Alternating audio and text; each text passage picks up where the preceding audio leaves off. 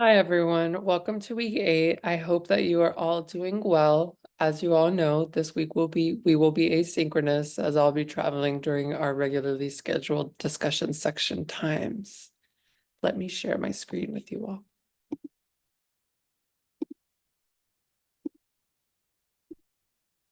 So yeah, as I mentioned, welcome to week 8. I hope that you are all doing well. It's been a pretty chaotic couple of weeks, so I'm hoping that you guys have all been able to take care of yourselves and have been engaging in some form of self-care. Know that we are all here for you, and as always, my office hours are Tuesdays and Thursdays at 10, should you need any further support. Just a reminder that my office hours will not be happening this week because I will be traveling. So our agenda is going to be super short today. We won't take roll since we are asynchronous. We could go over the community agreements. We'll engage in a reading recap, and I'll leave you all with some discussion questions for you to engage with on your own. So as always, I just ask that you maintain a positive learning environment. It's not really relevant right now because we're not engaging one another, but we can just continue on with this in mind. There's no racist, sexist, ableist, or any other inappropriate language or expressions tolerated in our sections. But you guys have all been super great with this thus far, so thank you so much. And I also ask that students show respect for peers by critiquing ideas and listening to understand rather than to judge. But again, you guys have all been super great and supportive of one another thus far. So thank you so much for that. So this week for our reading, we had From Threatening Guerrillas to Forever Illegals by Yajaira Empatia, a super great book, super relevant, especially for our department that's been making the move to include Central Americans in the field of Chicano studies. And as we've all seen an hour earlier, this book is also super relevant and tied in perfectly with the guest lecture that we had by Dr. Héctor Tobar. So just jumping right in, the introduction to this text, from threatening guerrillas to forever illegals, the introduction is Central Americans Among Us. And this chapter discusses how Central American migrants have been represented in US political and media landscapes, focusing on recent rhetoric from President Donald Trump and historical context dating back to the Reagan administration. Badia is exploring the perpetuation of negative stereotypes that frame Central Americans as threats to US national security and societal well-being. These portrayals are shown to influence public perception, policy, perpetuating a cycle of marginalization and cultural non-belonging. So she's really setting the stage for an in-depth examination of how US Central Americans are perceived and portrayed in in American society. So she's really discussing the historical and contemporary narratives that surround Central Americans, highlighting how these key political figures such as Donald Trump and Ronald Reagan have used rhetoric to depict these populations as threats to national security and societal well-being, right? The introduction is really outlining how such portrayals not only shape public perception, but also influence policy, which is super important because it reinforces a cycle of marginalization and cultural non-belonging, which impacts Central Americans materially, right? Badia is aiming to unpack these complex representations and their implications for Central American communities, setting up the book's exploration of the intersection between media portrayals, political discourse, and the lived experiences of these immigrants. Again, super interesting. There's so many layers to this. So I'm hoping that you guys were all like paying attention and enjoyed the text as much as I did. Chapter 1, Chapter 1, Signifying US Central American Non-Belonging, delves into this concept of non-belonging, which we had seen in lecture with Dr. Héctor Tobar, right? As it applies to Central Americans in the United States. And Padilla is analyzing how media portrayals, political discourse, and cultural representations contribute to their societal exclusion, to the societal exclusions of US Central Americans, right? Badia outlines how historical depictions from the 1980s have evolved but continue to impact Central American communities, reinforcing their status as outsiders within the United States. And the chapter critically examines these representations, discussing their origins and the ongoing effects on public and political attitudes towards Central Americans. So she's delving into these concepts of non-belonging, right, as it relates to US Central Americans, and she's exploring media, cultural productions, and political discourses to examine how these different forms, these different modes, these modalities impact societal exclusion and marginalization. She's examining the enduring stereotypes and representations that have historically positioned US Central Americans as threats or marginalized figures within US society.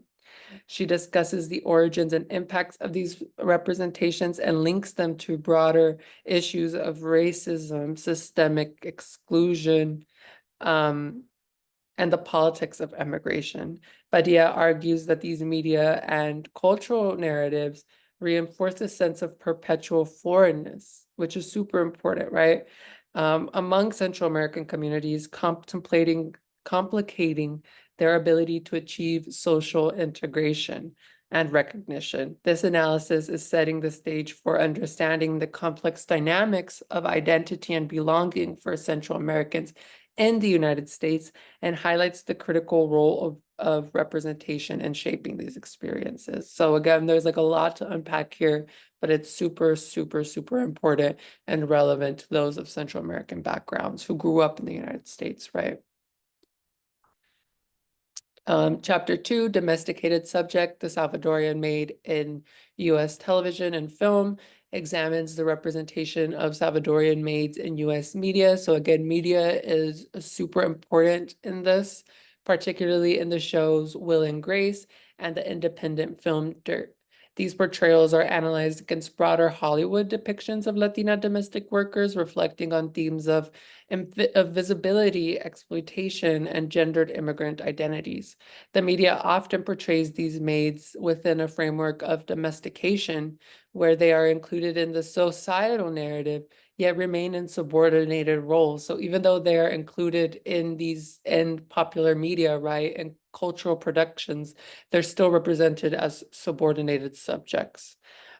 This depiction plays, according to Badia, plays into broader societal and neoliberal dynamics that exploit and marginalize Latina domestic laborers. So Badia, in a sense, is critically examining the portrayal of Salvadorian maids in US television and film, right? Particularly, again, focusing on characters, more particularly Rosario in Will and Grace, and Dolores in the independent film Dirt. And she's exploring how these representations reflect and reinforce stereotypes of Latinas as domestic workers, emphasizing their marginalization and exploitation within a broader societal and like neoliberal context. Through an analysis of these characters, really, Badia is arguing or making the case that while media portrayals might offer visibility, as I mentioned earlier, to Salvadorian women, they are doing so in a way that cements their subordination socially and economically. So it's like cementing their social and economic subordination or these roles. And then finally, this chapter is like highlighting the significant impact of media in shaping public perceptions and cultural understandings of Salvadorian and other Latina identities, so showcasing how the complexities involved in representing these communities in a way that challenge rather than uphold traditional stereotypes and social hierarchies. So yeah, super important again.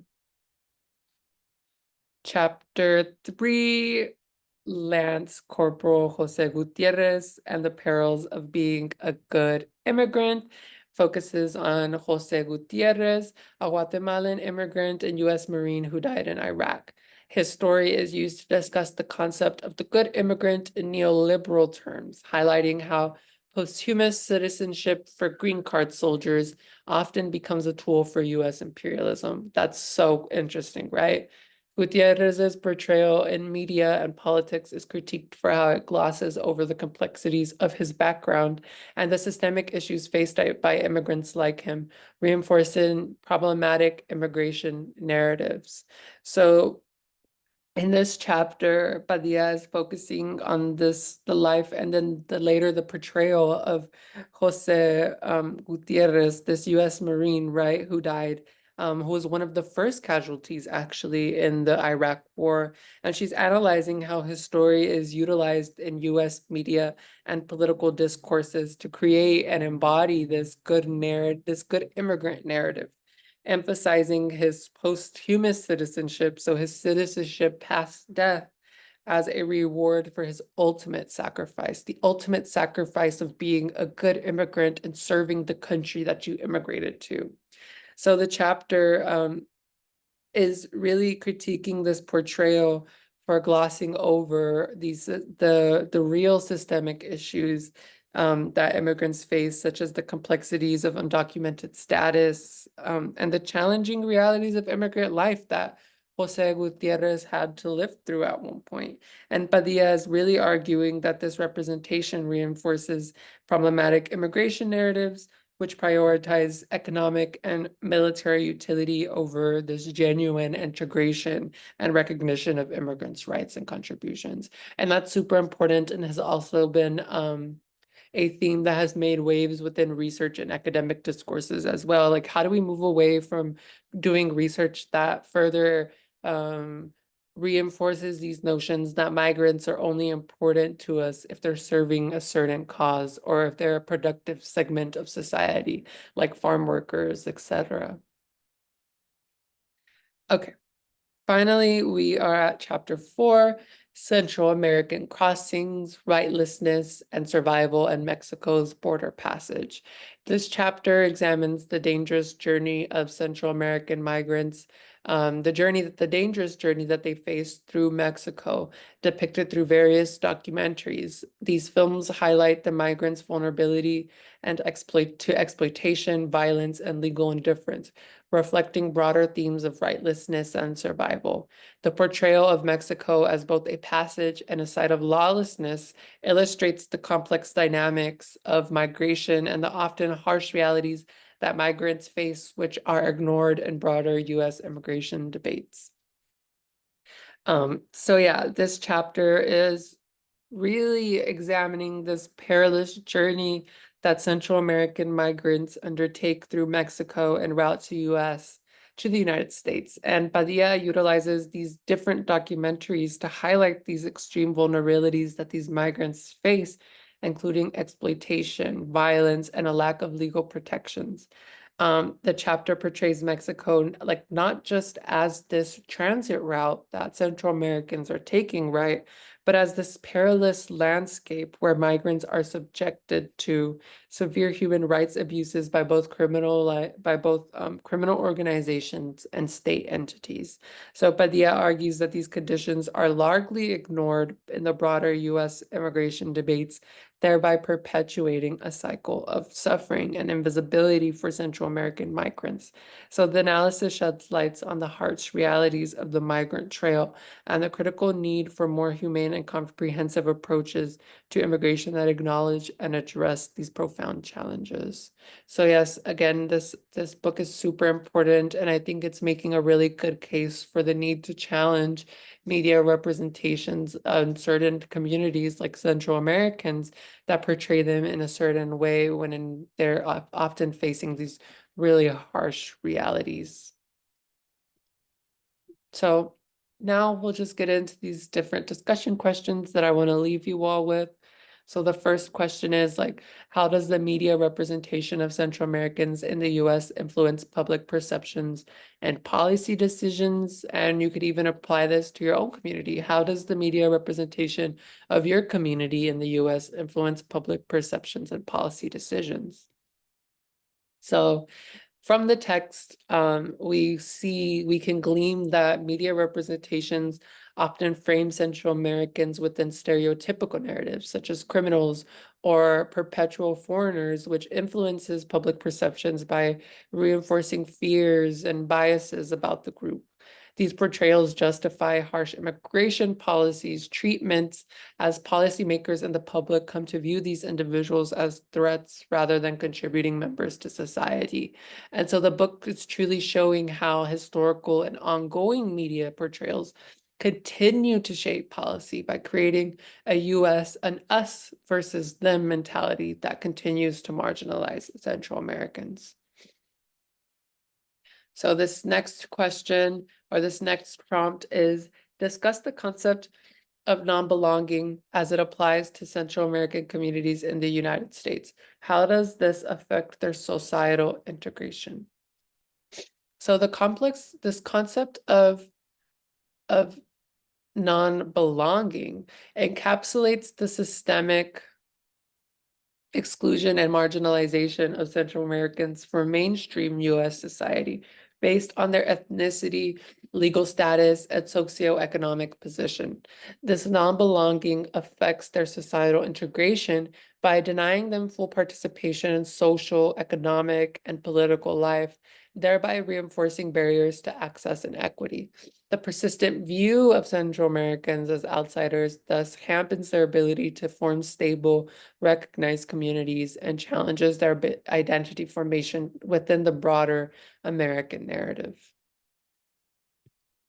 And then finally, what role does the historical context of US Central American relations play in shaping the current challenges faced by Central American immigrants? And I think this is super important too. How has US intervention impacted the current challenges faced by Central Americans? Because there has to be something there, right? So the text tells us that the historical US interventions in Central America, particularly during the Cold War, have had long-lasting impacts on migration patterns and the perception of Central American immigrants in the United States. These interventions contributed to political and economic instability in the region, prompting migration flows that are often viewed through a security lens in the United States. The historical context then helps explain why current challenges, such as legal status and public perception, are entangled with past US foreign policies, which continue to influence how these immigrants are received and treated. So yeah, how does the past impact the present? That's super important, right? So I really hope that these different discussion questions can help you all start to think about the text a little further and about these main ideas and themes more deeply. But that is all that I have for you all today.